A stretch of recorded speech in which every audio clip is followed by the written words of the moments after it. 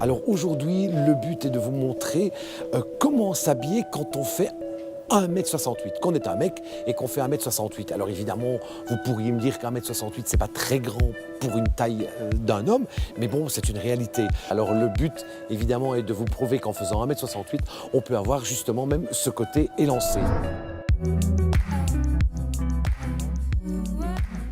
Alors aujourd'hui, pour un look printemps froid, je vais commencer par un bon basique. C'est le jeans. Ouais, un jeans brut, le simple jeans bien épais. Voilà les jeans. Alors, pour mon basique, je vais prendre un foncé. Ah, c'est tout à fait ça. C'est bien, c'est parfait. Alors, comme on est au début du printemps, je vais partir sur l'idée d'une superposition. Donc, on va trouver un t-shirt. Et voilà le t-shirt.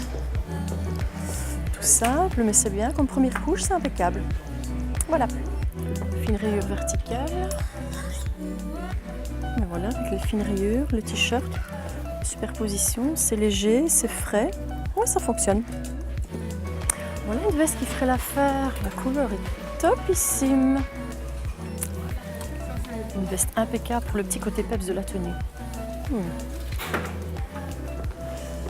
le sac. Alors il me reste oui, la montre, la ceinture, les chaussures et on est bon.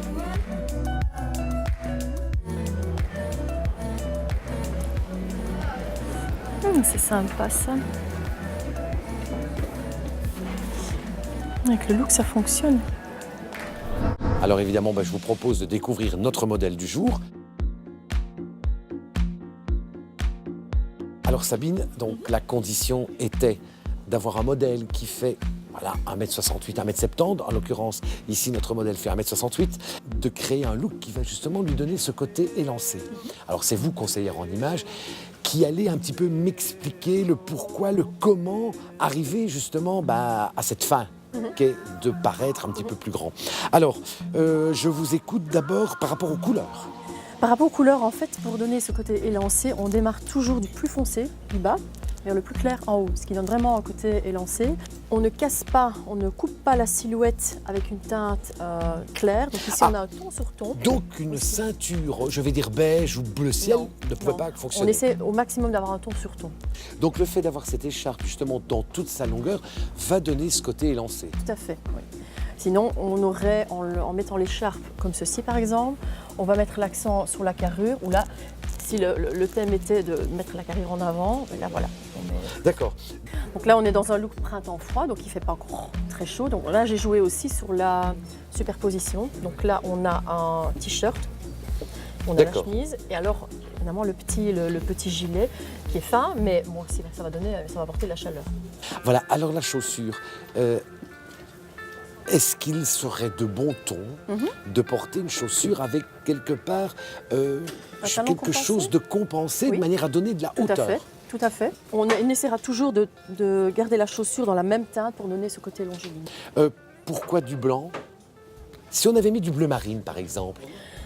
Là, de nouveau, on est dans le plus foncé. Donc là, on revient, ça tasse. On part toujours du plus foncé au plus clair. Ah oui, pour donner donc ce côté élancé. Vous auriez proposé un t-shirt bleu marine, ça allait le casser, ça allait tasser. Ça casse, ça coupe la silhouette en fait. À partir du moment où ça crée une cassure de teinte. Sinon, on l'aurait fait déjà avec la ceinture aussi. Donc là, on part vraiment dans... D'accord, oui, donc voilà, du plus foncé au plus clair. Alors évidemment, la touche colorée, l'écharpe, de manière à ce qu'elle soit aussi verticale. Ou alors, donc si on veut lui donner la carrure, voilà, on peut la placer de cette manière-là. Mais le côté uni, bon, c'est bleu marine, ça aurait pu être brun, ça peut être... Mais tant qu'on est dans le côté uni. Alors encore une question, le sac, il aurait été plus clair. Est-ce que ça posait un problème au niveau de l'accessoire ou pas? Pas trop, mais bon, autant de rester aussi dans la même gamme, de teintes. Merci Sabine.